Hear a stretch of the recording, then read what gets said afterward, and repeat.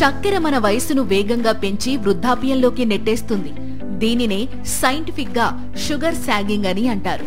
అంటే అధిక చక్కెర రక్తంలో ఉండి చర్మంలోని ప్రోటీన్లతో కలిసి వాటి గుణాలను కోల్పోయేలా చేస్తుంది. పరిశోధనల ప్రకారం అధిక చక్కెర తీసుకునే వారికి బయలాజికల్ గా 5 నుండి 7 సంవత్సరాలు ఎక్కువ వయసు ఉంటుంది.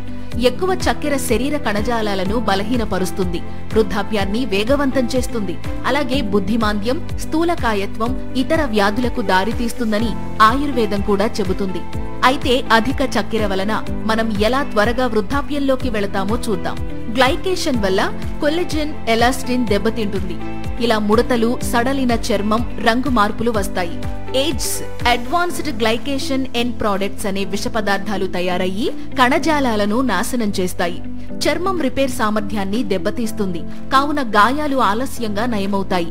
ఇన్ఫ్లమేషన్ పెరిగి చర్మం పొడిబారుతుంది, కండరాలు బలహీనపడతాయి. ఇన్సులిన్, కార్టిసాల్ హార్మోన్ల అసమతుల్యత వలన అలసట, పొట్ట చుట్టూ కొవ్వు వృద్ధాప్య లక్షణాలను కలిగిస్తాయి. డిఎన్ఏ డ్యామేజ్, మధుమేహం, గుండె జబ్బులు, అల్జీమర్స్ ప్రమాదం కూడా పెరుగుతుంది. కొలెస్ట్రాల్ పెరుగుతుంది, గుండె వేగం తగ్గి గుండె ఆరోగ్యం దెబ్బతింటుంది.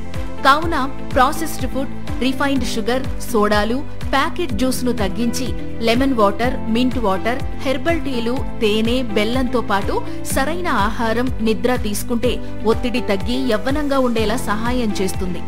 మొత్తానికి చక్కెరను పూర్తిగా స్టాప్ చేయాల్సిన అవసరం లేదు.